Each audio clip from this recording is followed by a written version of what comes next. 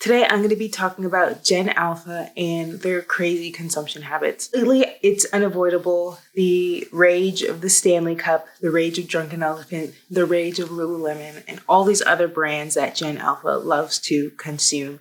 And it all started for me when those Christmas haul videos were coming out. I first saw the unboxing videos with the kids crying when they unboxed their Stanley Cup. And I thought, what is it about these cups? I've heard about them, I've seen them, but I'm a Hydro Flask girly, and that's the cup that I've been using for probably 8 years now, and it's hasn't failed me. But with these Christmas haul videos coming out, it was unavoidable. They are having a hold on people, especially with the video of everyone lining up outside of Starbucks to get this limited edition pink cup. We spent the night at Target for the new Stanley Starbucks cup. Yes, I know what you're thinking. It's a cup. What are you doing? On the other hand, I love my daughter and we were bored. That really sealed the deal for me. I had to look into these insane consumption habits that Gen Alpha was having. Not only do adults have never-ending supplies and collections of these cups, but so do kids. Drunken Elephant is also another one of these things that I've been seeing online. A lot of Sephora workers have been coming out and talking about how kids, teens, and tweens alike have been rampant in their store, destroying the product. They have to hide them sometimes. They are even considering eliminating testers altogether in Sephora. A lot of product has been stolen. And a lot of times when you get to the product, it looks mangled and disgusting. And it's the kids, it's the tweens, it's the teens buying up all this skincare. It's not just Drunken Elephant. There's endless amounts of skincare brands that a lot of Gen Alpha is interested in. I'm not really into skincare, so I was not hip to this. I didn't know that any of this was happening until these videos started to come out. Gen Alpha has taken over the cosmetic and skincare industry, and parents are puzzled about why their kids are using vitamin C, hyaluronic acids, and chemical exfoliants on their face. It's suggested that what's driving this behavior are child celebrities such as Northwest and Penelope Disick, who are hopping on the Get Ready With Me trend, showing off their skincare products that are most likely their parents. As well, older influencers similar to Alex Earl serve as role models, influencing Gen Alpha with the "I want to be them when I grow up" mentality. Gen Alpha does not want to be like their favorite Disney stars anymore. They want to be like their favorite influencers. And I think the last big consumption trend that I see with Gen Alpha is Temu, Shein, and Lululemon. Now, Lululemon has been around for a while. I think for me, in my generation, it was when Kylie Jenner was wearing the Lululemon pants. This was probably in like 2013, 2014. She was seen wearing them, and that's when the brand really took off. But apparently it's still a trend, and Gen Alpha is into it. And so a lot of times when you go into Lululemon, it's mostly kids. And Shein has also been another one that's been a trend for a while. A lot of kids do huge hauls of like 100 items. Same thing with Temu, and it's just ridiculous. And I wonder how they even get access to money to do things like this. But it's probably because they're influencers and they're getting paid to do it. Or their parents just have money. I'm really going to be talking about Gen Alpha. I don't think it's only their problem. A lot of America has a consumption problem, but the focus is really Gen Alpha, because that's what made me concerned, the amount of kids crying over Stanley Cups and just having 40 skincare items and just unending amount of haul videos. It's an alert. It's a signal. So Generation Alpha was born from 2010 to 2024, and they are the children of millennials. They were the first generation to be fully immersed in the digital age from their birth. There's a lot of stereotypes that follow Gen Alpha. I think lately we've been hearing that they have a lot of problems with reading and just education in general. A lot of teachers are complaining about their behavior in class and that they can't really teach them. Their social skills aren't that great, and that's probably to blame from the pandemic, because they were trapped in their house and they're iPad kids, and they just haven't been able to learn that interaction. I'm sure they can socialize and it might be a dramatization, but nonetheless, this is a stereotype that follows them. They also have apparently lower attention spans, and that's probably also because of social media and applications like YouTube that just lower their attention span, their ability to focus on longer things like reading a book, which probably also contributes to their stereotype that they can't read. But it's probably not a stereotype. There's a lot of evidence that's showing this. So Gen Alpha has a lot of problems that are following them, and it looks like Gen Alpha doesn't have a lot of hope. It looks like they are potentially doomed for a couple of reasons. But I think there's a lot of hope because they're also the generation that's most interested in activism, inclusivity, sustainability. They're eco-friendly, and they care about issues that a lot of generations previously did not care about. They have early exposure to entrepreneurship. They have access to the internet, which is the best when it comes to self-teaching and teaching yourself new skills. And a lot of kids are able to excel at much younger ages than any other generation because of this access. And so there is a lot of hope for them. And I believe they are a generation that's going to bring about a whole lot of change and do great things for this world. And I'm sure that they have amazing values because they have grown up in a world that is extremely inclusive and preaches inclusivity. I have not given up on Gen Alpha, but the question still persists. Why are they consuming so much? Why is their consumption habits so alarming and ridiculous? Why are they so young and yet interested in such adult things? Why aren't they interested in toys or video games? And I'm sure they are, but why are they perceived as so adultified? What happened to their awkward stage, as some people call it? A Razorfish study showed that a lot of Gen Alpha and kids alike have their top 10 favorite brands are coinciding with Gen Z. This is concerning because Gen Z is 1995 to 2009. They are well into adult age, and a lot of them are in the job force. I think the oldest being 27,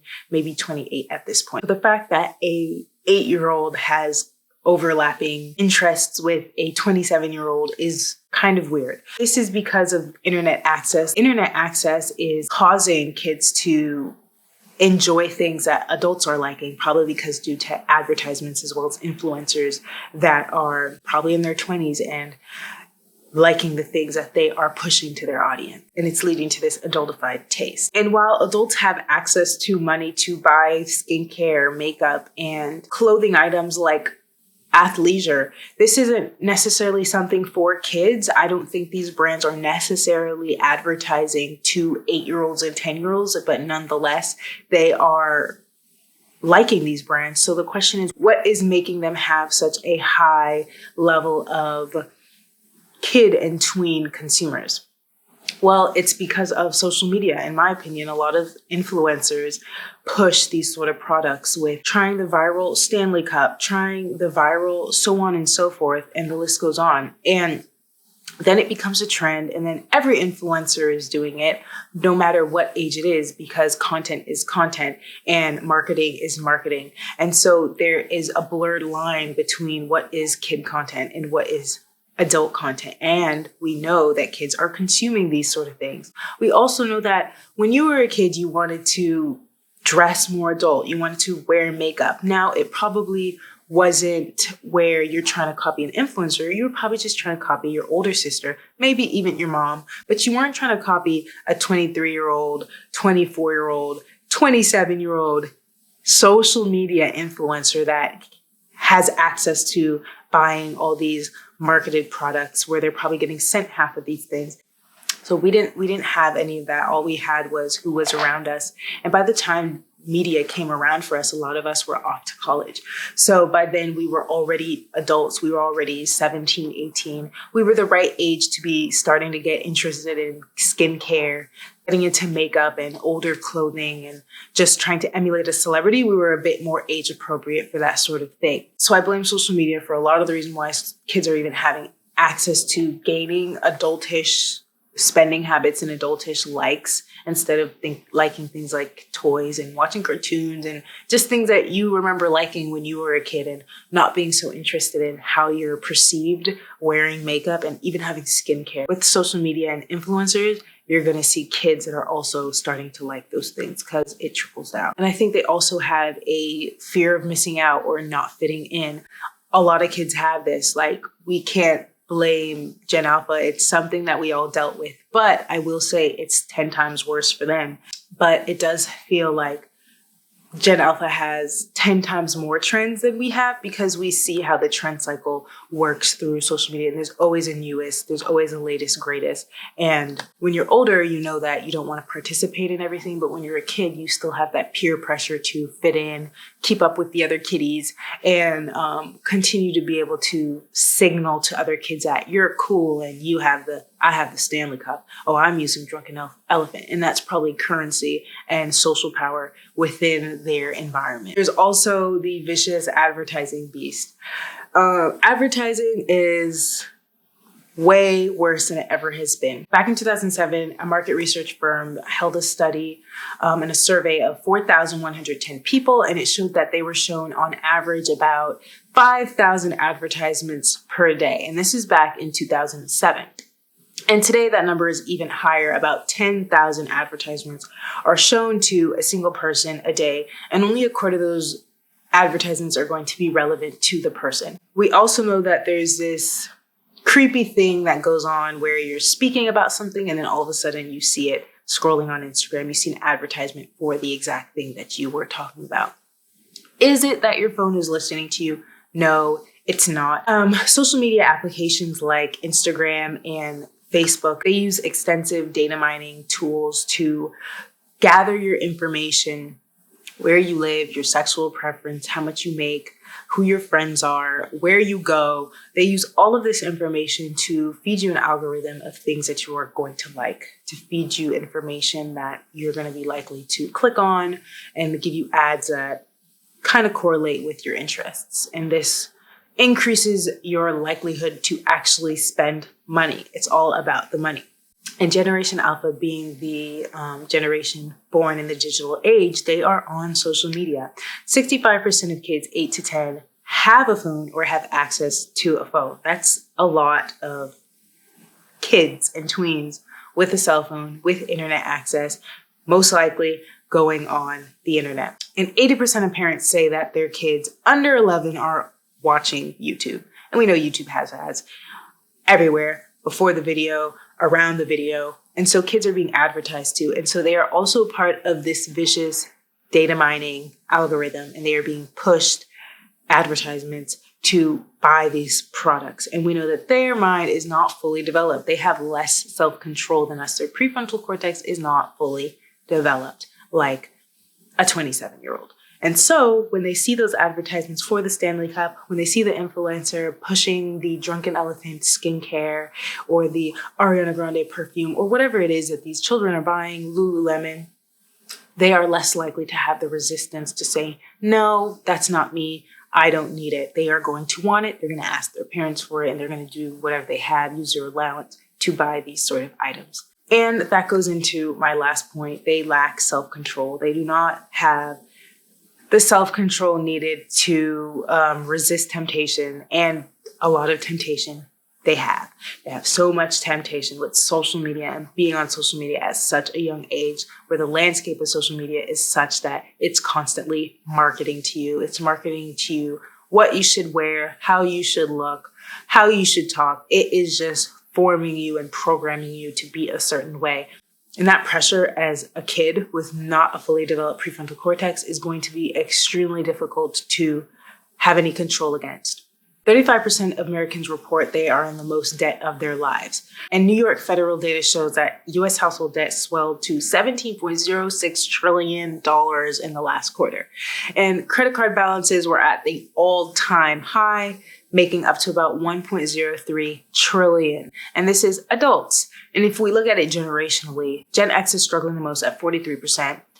And then we have baby boomers being the least likely to have financial difficulties at 23%. We also see that women report that they have more financial troubles than men, with a comparison of 40% to 27%. So adults are struggling.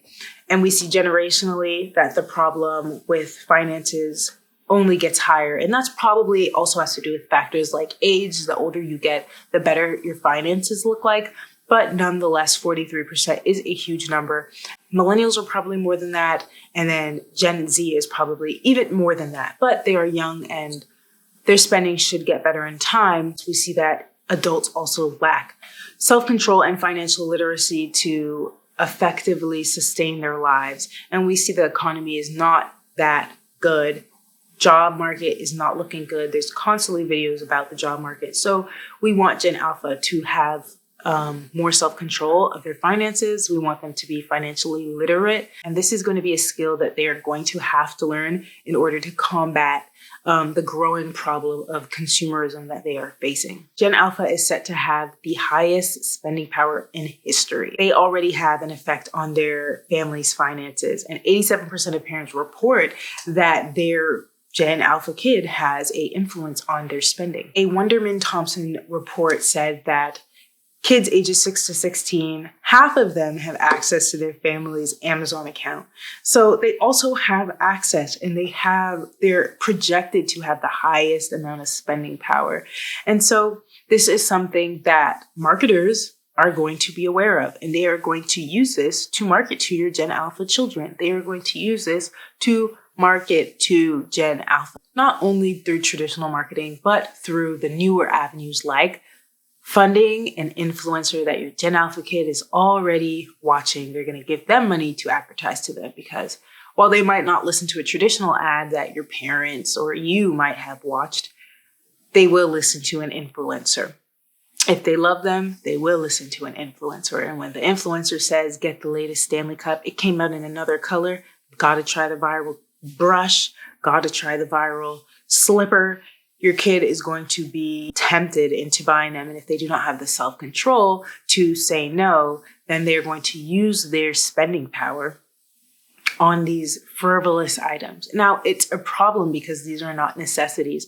When kids should be learning how to save, learning about things like credit, learning about things like debt, instead they are being indulged by their parents because their parents probably also have their own spending problem. So it's extremely important that they learn self-control and that they learn how to say no to things that are not necessary. So that goes into what needs to be done. I think I don't want to put it all on the teachers. I don't want to put it all on the parents, although I think they will have the biggest influence on Gen Alpha, on teaching them financial literacy and teaching them how to be healthy, sustainable consumers. I think people that might not be directly in contact with Gen Alpha, but might be like an influencer, I think they also have a duty to preach healthy consumption, practice sustainability themselves. It's something that we need to move into as a culture. So everyone can help in their own little way. And I think we all should find ways to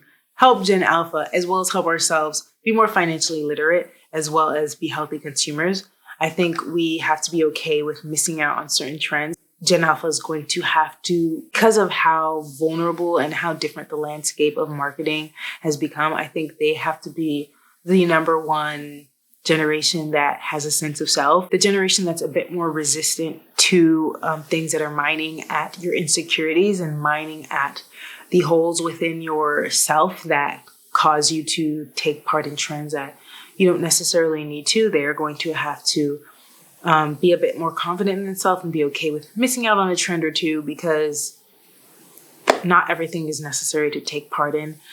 Sometimes if you have the Stanley Cup, when the new latest cup comes out, you're going to have to be okay with that Stanley Cup because it still will work. I saw a Stanley Cup survive a car fire. And so that means your Stanley Cup is not going anywhere. And if you do get a new cup, try to sell your old one. And I also think they need to limit their time on technology. Since we know that the avenue in which most of these Gen Alpha kids are getting advertised to is their phone, they're going to have to limit their time on technology. They have to put down the iPads, they have to put down the phones, they need to get off their computers, and they need to go out and touch some grass, because this is the only way that you can not be victim to the 10,000 advertisements that the average person is seeing a day.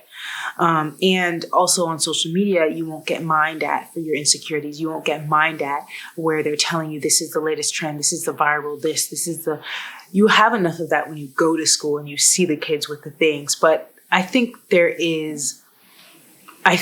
if you are not also being mined at when you open your phone, then you'll have a fighting chance. We'll have to learn skills of self-control. You'll have to learn resistance. And it's hard because clearly adults are also struggling with it. So they're not alone in this problem that America has. But nonetheless, I think they're the ones that are going to have a harder time because of the landscape of the world that they are growing up in. We weren't iPad kids. That wasn't our generation. So they have a different problem that other generations have had. And I think this is going to be their problem, along with the other things that we already know that they're dealing with. I think the added problem is going to be consumption because of just how they're being trained to already be consumers. And with the added prospect of their spending power, I think it is vital that they start to learn financial literacy early. Of course, every generation has their problem, but it doesn't hurt to combat it because knowing is the first step. When you know what your problem is ahead of time, you can do what you need to do to combat it. If you know that it's going to be the literacy, you know it's going to be the consumption, you know it's going to be the addiction to technology, then they have the power to combat it. But if they don't know the problem and they don't know where this can lead them to, that's when they go to a path of destruction where there is no hope. And with that being said, I believe in you, Gen Alpha. You got this. I think with a little bit of self-control and knowledge, everything will be fine. And they're still young. The future is still bright ahead of them. So thank you so much for watching. Don't forget to like,